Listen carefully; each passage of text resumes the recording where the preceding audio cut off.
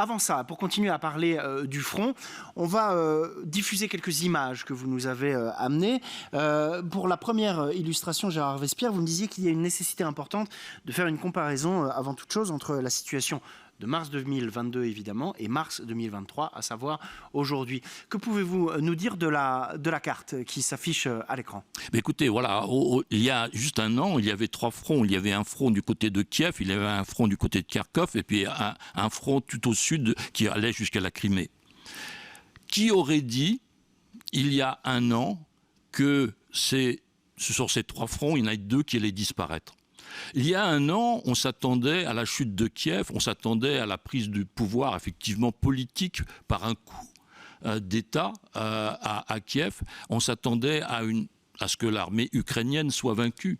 Or, finalement, quand on regarde ces cartes et on va regarder celle qui va suivre, on va s'apercevoir que 2 des 3 fronts ont disparu. Donc ça, c'était la situation initiale. On peut passer à la carte numéro 2, qui fait état des fronts tels qu'ils sont aujourd'hui. Elle va arriver, voilà. Et donc voilà, la situation a changé. Voilà, on n'a plus que ce front unique à l'est, n'est-ce pas, qui est un front continu cette fois-ci. Là, on en avait 3, on n'en a plus qu'un, de 800 km. Et donc, c'est vraiment... C'est la preuve d'un recul russe, selon vous? Voilà, mais c'est l'évidence. C'est pas selon moi, c'est effectivement l'armée russe a décidé, pour des raisons militaires évidentes, de se retirer parce qu'elle n'avait pas les moyens et ni mis en place la stratégie pour gagner. Et quand elle s'est retirée de Kherson, elle est allée trop loin en franchissant le Dniepr.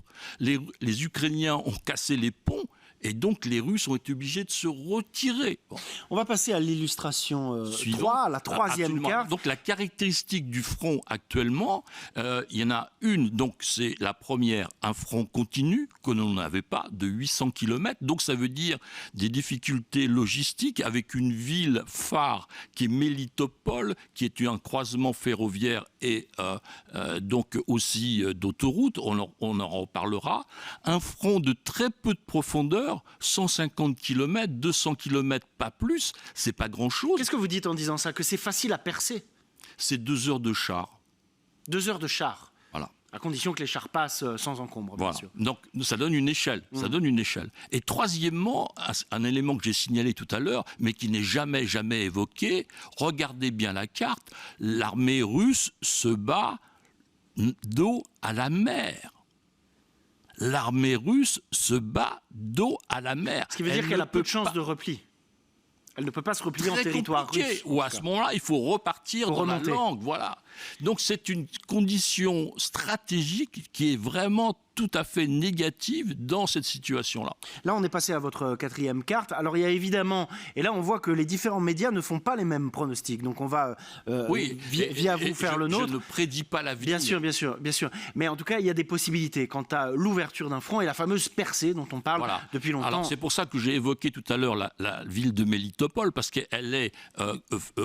cœur de cible en termes de plateforme logistique, de point de passage. Et deuxièmement, elle permettrait une percée vers Mélitopol permettrait d'isoler le sud. Et combien de fois, effectivement, Zelensky a dit la Crimée, la Crimée, la Crimée. Mais il y a différentes façons d'essayer de s'approcher de la Crimée. Et on peut s'approcher effectivement en combattant ou en isolant. Comme il a été fait à Kherson. À partir du moment où vous isolez, vous diminuez l'accès, vous posez un problème politique. À l'occasion de ces 400 jours de guerre, l'agence France Presse a dressé une liste impressionnante des armes envoyées depuis un an. On peut parler de plusieurs blindés de transport de troupes, de 33 000 systèmes portatifs de défense sol-air, des missiles, des kalachnikovs, etc. etc.